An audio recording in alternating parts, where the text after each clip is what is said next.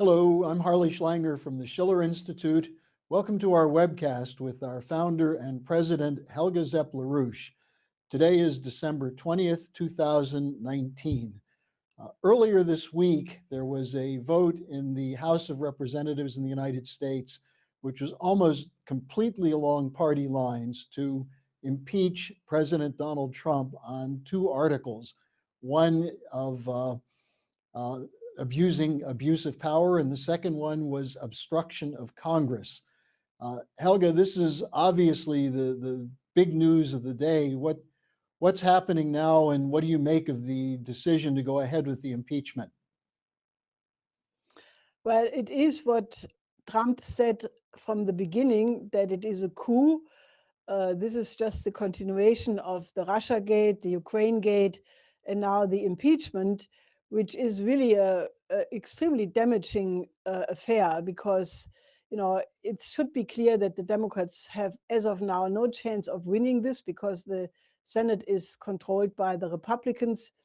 But it is very clear that they are absolutely determined to go ahead and destroy not only the American presidency, but to destroy the American Constitution and turn the whole United States into a British style parliamentarian system where you can just go by partisan disapproval of the government, and then you have a vote of no confidence, and then basically what happens in Europe repeatedly. So I think this is very serious. This is an effort to overthrow the Constitution of the United States. And it is quite scandalous that Trump wrote a very important letter to Pelosi, which was not mentioned at all in any European media I'm aware of. And basically what Trump says in this letter is that it is not him who commits an abuse of power, but it is Pelosi and the Democrats, and that he wants to set the record straight so that historians, when they look at this in 100 years from now, they can understand what was going on. And he said that the effort to impeach him started 19 minutes after his election victory was known in 2016.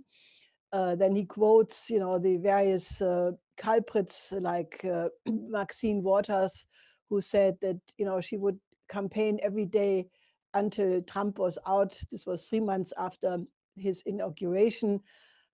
He quoted Al Green, this congressman from Texas, who had said basically that the impeachment was absolutely necessary because otherwise Trump would be re-elected. Now this is quite incredible, and Pelosi herself, is quoted that she already said that that she was on this campaign for impeachment since 2.5 years. So I think this is a very serious matter, because the Democrats just cannot accept that they lost the election, and the Democratic establishment is completely unwilling to reflect on the reasons why they lost the elections, namely their neoliberal policies on the economy and their war policy against Russia and China, and their involvement in the endless wars, in the Middle East and actually all over the globe. So I think this is really a battle of utmost importance for all of mankind, because when Trump was elected in 2016, my husband, Lyndon LaRouche, at that point had correctly said, this is not an American affair. This is an international event, because obviously it is the entire transatlantic neoliberal faction which is trying to assert its will to keep the United States in a position where they run the world on the basis of the Anglo-American relationship, special relationship, as an unipolar world. And that is really what this battle is all about. And Trump is an obstacle to that, because he has made very many times clear that he is not on the profile of confrontation against Russia and China, despite the fact that it's sometimes difficult to see exactly, because he's obviously still not in complete control of his own administration. But he does want to end the endless wars and the military-industrial complex, whom he had accused of being behind this coup, very interestingly enough, also that was not discussed in the European media, they obviously want to continue the war policy as the source of their profit and the source of their control. So this battle in the United States is not something which, in terms of its implications, is limited to the United States at all. And therefore, I think, such things as the letter from Trump to Pelosi should get international circulation, because, people must develop a more differentiated picture what is at stake here. And you mentioned that there are people who are saying they're going to continue the impeachment going. Pelosi has refused to turn over the articles of impeachment to the Senate. Mitch McConnell quipped, well, you can keep the articles if you want. But it appears as though they're trying to extend this and possibly add some articles to it. But I think it's interesting, Helga, at the same time impeachment was going on, the Horowitz report came out. And it's worth noting that the Horowitz report showed that the whole beginnings of the Russiagate and the FBI was committed gross abuses and fraud. What do you think about that? Well, I think it is, just to pick up what you said a second ago, it is quite outrageous. Pelosi wants to rig the Senate in the same way as she rigged the vote in the House. They absolutely are horrified about the possibility that the Republicans could call for a testimony. Adams Schiff, the famous whistleblower whose identity is known but not talked about. Then naturally the two Bidens, if they would be interrogated in the Senate. So Trump is demanding his day in the court, so to speak. It's not yet clear if that will happen, because it's a huge battle. Some Republicans also want to keep the whole thing under under the cover, so to speak. But I think there is a very interesting January ahead of us, because this will all take place then. And naturally Giuliani, just to mention that, who had made a trip to Ukraine and, according to various sources, was told by Trump to brief the Republican senators about his findings in the Ukraine. And he said it's a lot more what people think. So a lot of things could still come out. When we talk about Ukraine, we're talking about not only what happened in 2016, but also, what happened with the Nazi coup, which was promoted by the Obama administration in 2014. So a lot of things could come out in this whole affair. And naturally, part of that is the origin of this coup attempt against Trump, which he refers to, and what Barr criticized, what is not in the Horowitz report. So I think the Horowitz report is interesting insofar as he establishes, beyond any question of doubt, the unbelievable series of wrongdoings and almost crimes by the FBI against the sitting president. Now, for people who are not inside the United States, it's, for example, in Germany, if you would have the Verfassungsschutz being involved in the kind of operation the FBI did against Trump, if the Verfassungsschutz would do that against Merkel, you would have the most unbelievable freak out of all times. And I think people in other countries should just, imagine if their domestic secret service would do what the FBI did, and you get a better sense of the scale of what is at stake here. And naturally, if you look at the origins of the campaign, all the traces lead to British intelligence and the collusion of the heads of intelligence of the Obama administration with the British MI6 and other such institutions, which again, some people absolutely want to keep the lid on.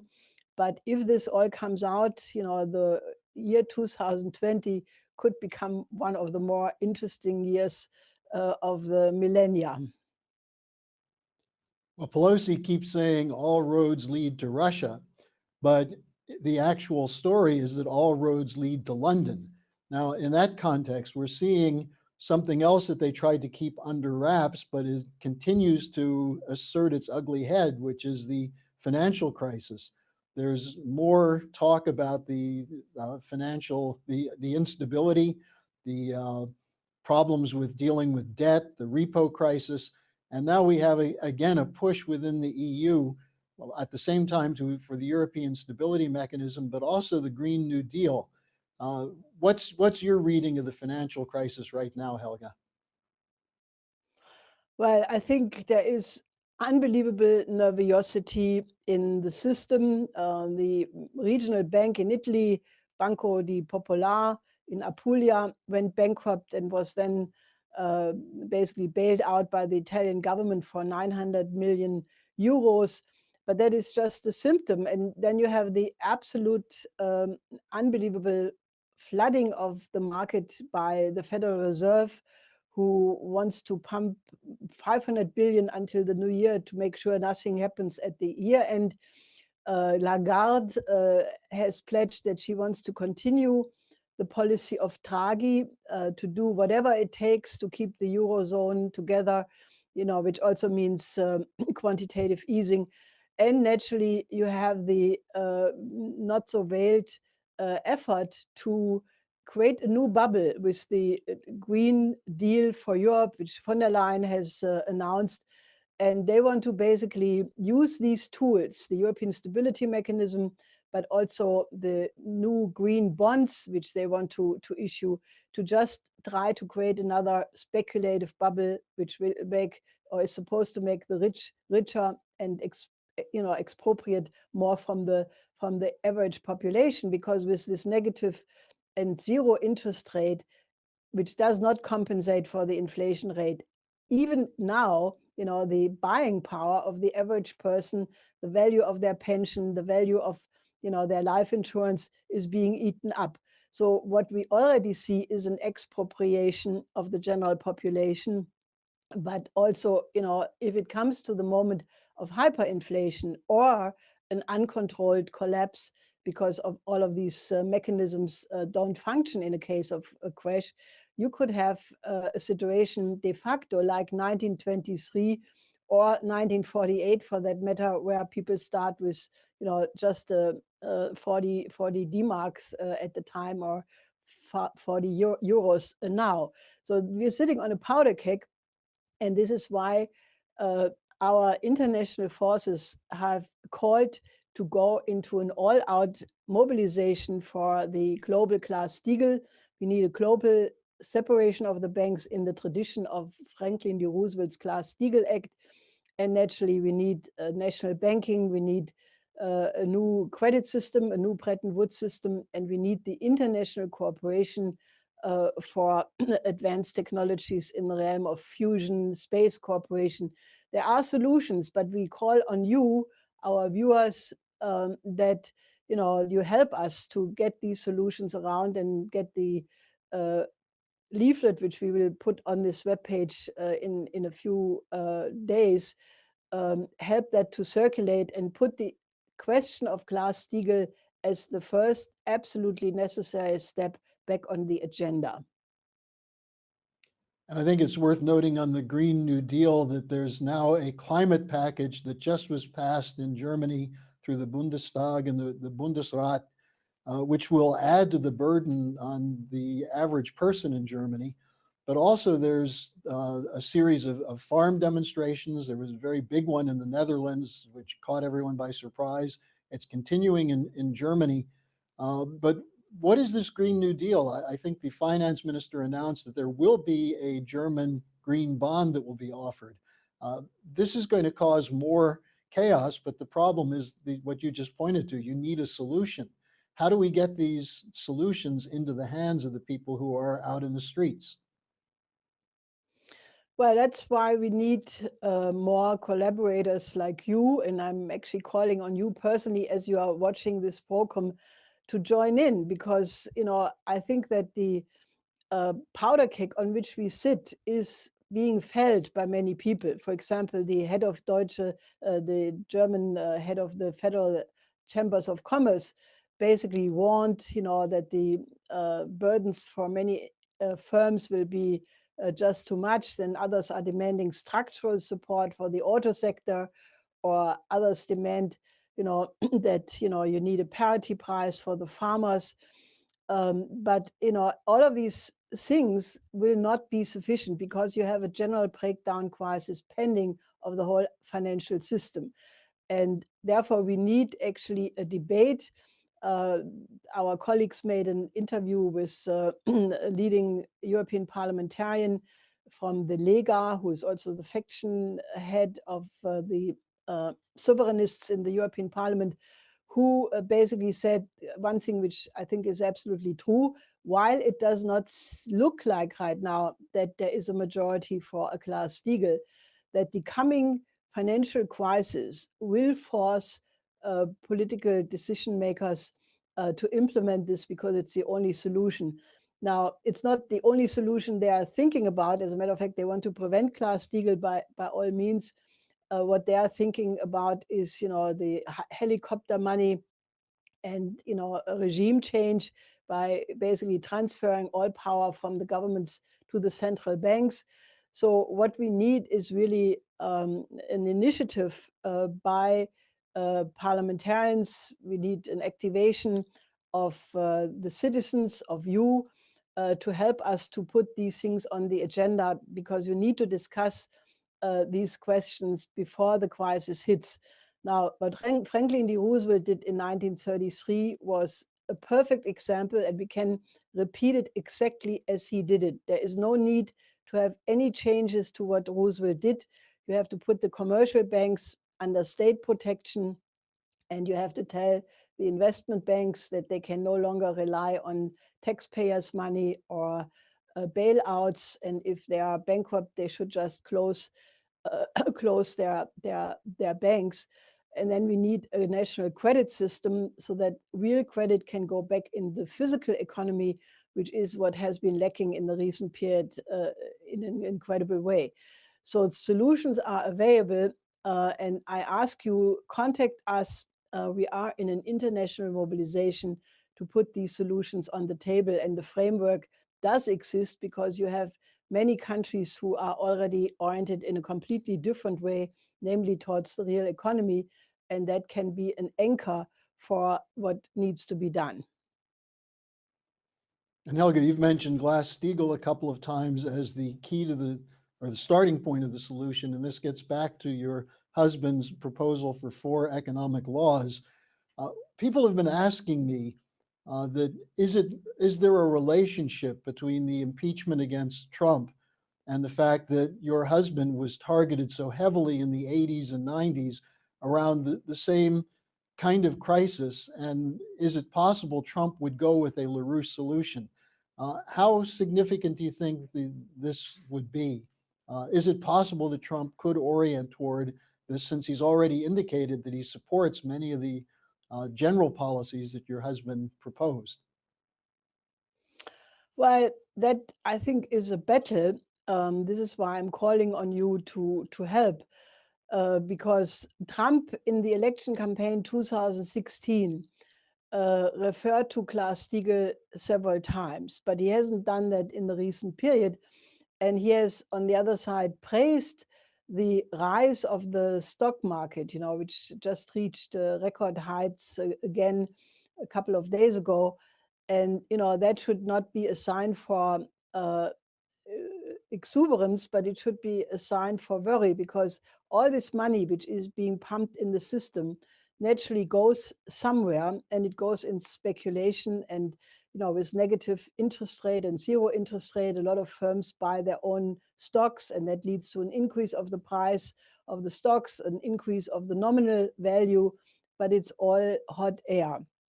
And I think this is the biggest Achilles heel of Trump, that he is continuously referring to the excellent stock market, while in reality that is the thing which may pop.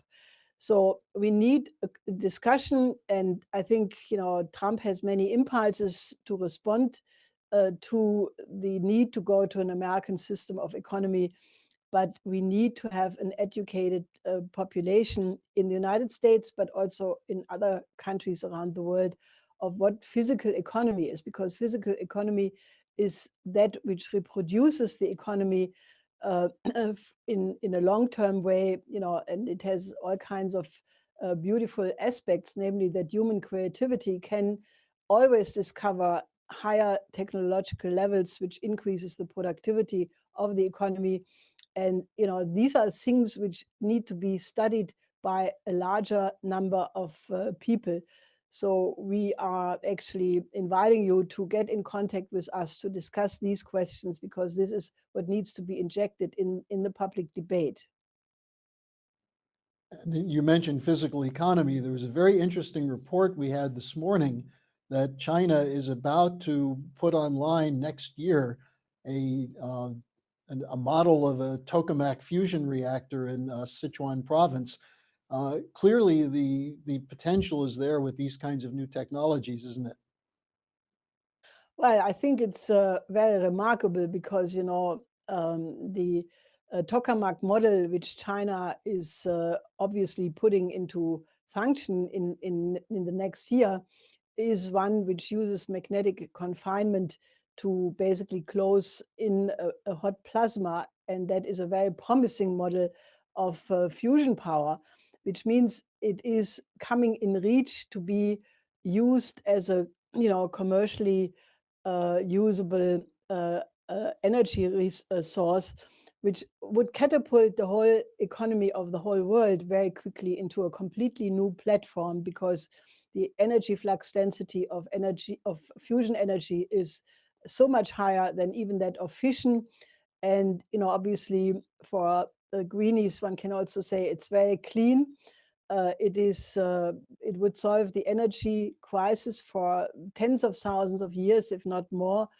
It would guarantee raw material security because of the fusion torch method, which would allow to turn any waste into new raw materials. So this is a very, very important matter, and all the other countries would do well to just increase their budgets accordingly, like China. China had in the last year doubled its fusion budget, and you see the results. Now, as we're talking about the financial crisis, there's one other crisis that we have to mention, which you keep pointing to, which is the dangers of a strategic confrontation. General Gerasimov, the Russian chief of staff, had a meeting just in the last couple of days, and you had the NATO conference in London 2 weeks ago. How are things going in this front? I mean, clearly there's still a real danger of a confrontation between East and West. This is the British plan that Trump is trying to change. So what are your views on that?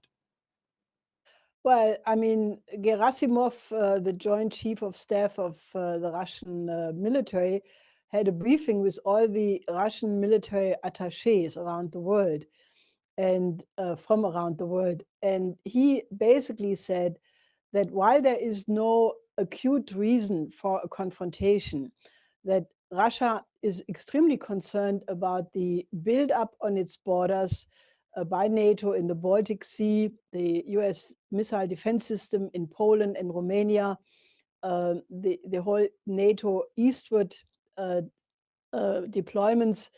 And he basically says that, since the world situation in general is so absolutely unstable, any kind of crisis could get very quickly out of control.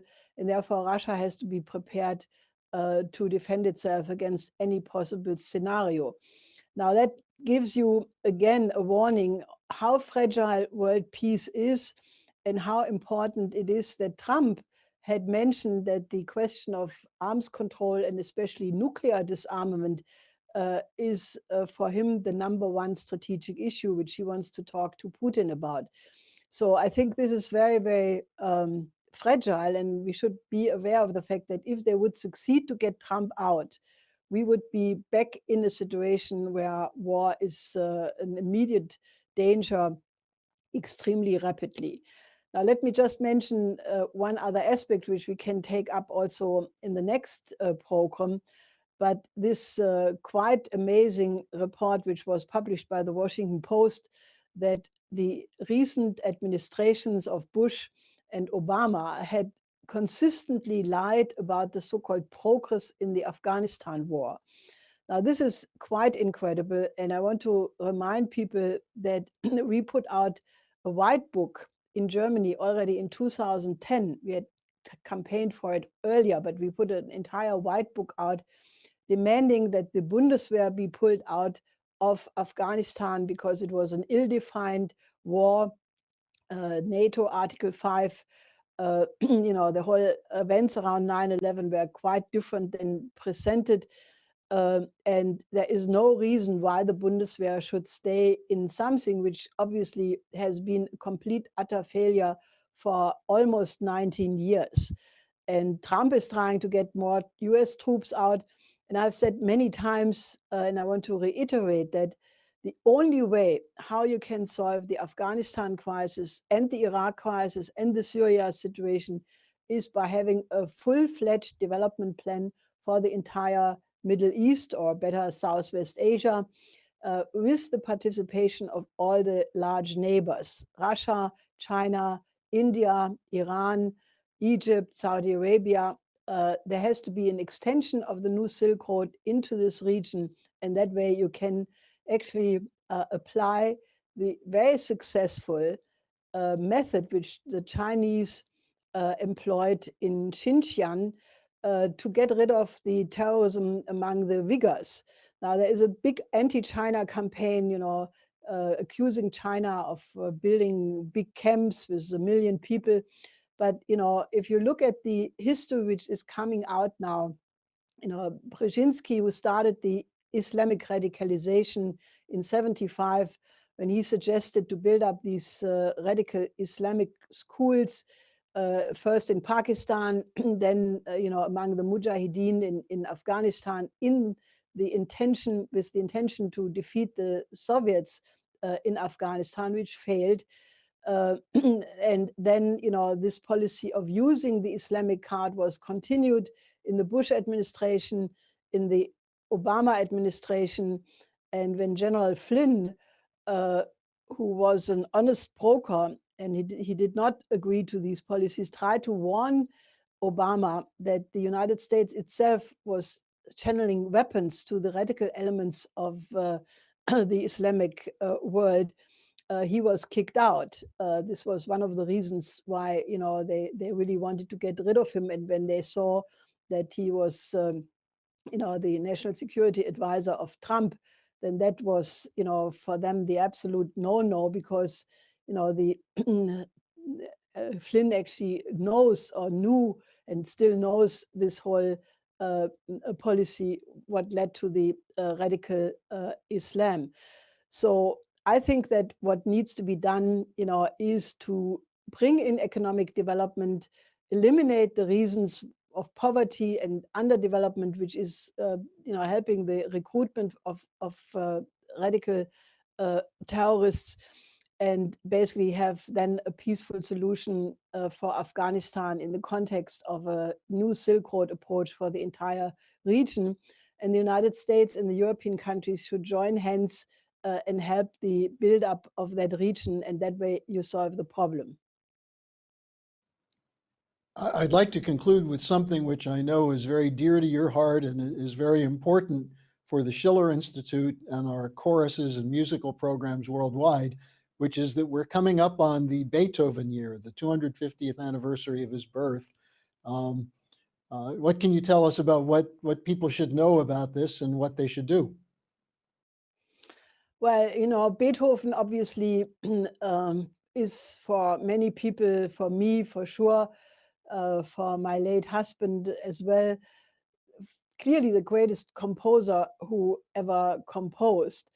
And if you look at his compositions, like the famous Ninth Symphony, which celebrates really the unification or the unity of Schiller and Beethoven as the crowns of the German classics, he reaches a kind of transcendency in the music, which really makes clear that music is the way to access not only your own creativity, but the lawfulness of the universe and the beauty of that universe. And it elevates people, it makes them capable of creativity like nothing else.